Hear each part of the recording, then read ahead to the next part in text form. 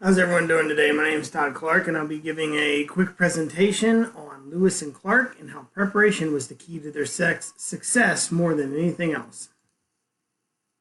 All right, so let's talk about the Louisiana Purchase real quick.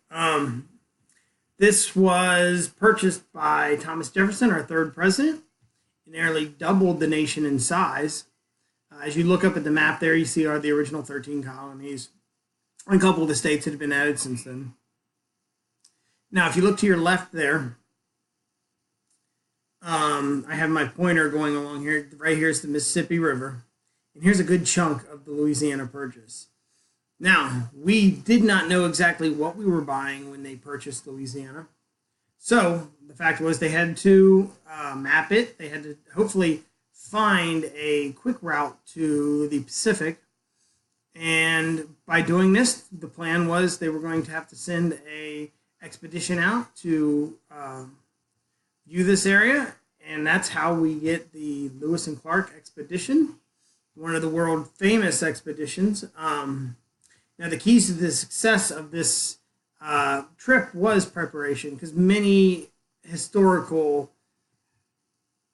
events have failed due to preparation. You know, you think about the Donner Party that got stuck in a blizzard, or both invasions of Russia, the one by Napoleon and the one by Hitler, both did not go well, and a lot of it was due to preparation. So Lewis and Clark and the preparation was a key to their success. Now, one of the keys to this success was Meriwether Lewis. He was a military man. He was well connected. He knew Thomas Jefferson. He served under George Rogers Clark. He fought in the Whiskey Rebellion. And he would also serve as Thomas Jefferson's personal secretary, which would lead him to getting picked for the Lewis and Clark expedition, or the Corps of Discovery, whatever many different names that it is being called. Now, he would pick William Clark as a co-captain, which was a shocking decision for the time. I mean, very few people ever shared command, shared leadership, but he chose William Clark, a self-made man, home-educated. He was a military man serving under his brother, the famous George Rogers Clark. He would fight in the Northwest Territory Indian Wars. This is where he would interact a lot with the Native Americans, learning a lot about them, which would do him a lot of good further down the road in this expedition. Now, he was also a very good leader, having company commander time while he was in the military, and one of his subordinates at the time was Meriwether Lewis. Now, before they would go, Meriwether Lewis would sit down with Dr. Rush, who at the time was probably the world famous Dr. Rush, or at least America's famous Dr. Rush. He's the most famous, probably, doctor of the time. You know, I mean, he's no Dr. House, but he was very famous for the time. Now, Rush would talk with Meriwether Lewis about different scenarios on when to properly rest, how to keep yourself fit for the expedition. But they would also supply him with medications, syringes. And actually the picture in the bottom right corner here is an example of one of the kits he would send with Meriwether Lewis. He would also send him a bunch of what he called rush pills, which when you look at them nowadays was kind of like a caffeine pill, or just kind of like an energy pill. But Dr. Rush would also ask him to talk to the natives while he was out on his expedition, because Rush wanted to know what kind of illnesses they had, what kind of cures they had for this, what kind of medications they gave for their stuff. So it's very interesting that Rush was giving Meriwether Lewis advice, but at the same time, he was trying to get advice to expand his knowledge and maybe extend his medical expertise by learning about the natives. Now, the Native Americans, they were prepared for this. They brought supplies of gifts to give the natives. Thomas Jefferson would tell Meriwether Lewis to treat the Indians with much respect and admiration, And he wanted to even set up visits with many of the natives to Washington, D.C., the ones that were closer, some of the more important chiefs. Now, each of the chiefs would get a metal medallion. It's in the upper right corner. It'd have Thomas Jefferson's face on the front side. On the back side, an international sign of peace of two shaking hands. Now, the picture to the left of that is a list of the Indian presents that Meriwether Lewis would purchase before he left. Now, the bottom is actually an artist's rendition of an incident with the Corps of Discovery would have with one of the tribes trying to hold the boats in because they felt like they deserved more gifts than they received. It was the closest the Corps would ever come to hostile interactions with the natives.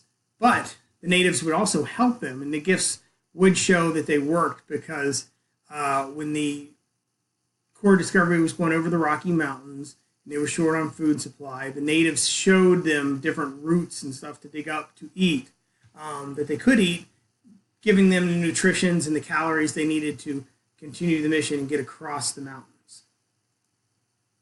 All right, William Clark. Well, Meriwether Lewis would go on to St. Louis and buy supplies.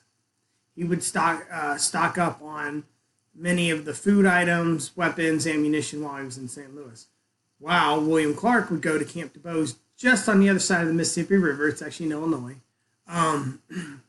Where they would set up camp and train with the crew, the Corps of Discovery. They built a small base. There's a rendition of it in the bottom right corner. Wooden fort with small cabins on the inside for the Corps to stay in. They would also do training there, a lot of shooting drills, a lot of working on outdoorsman stuff.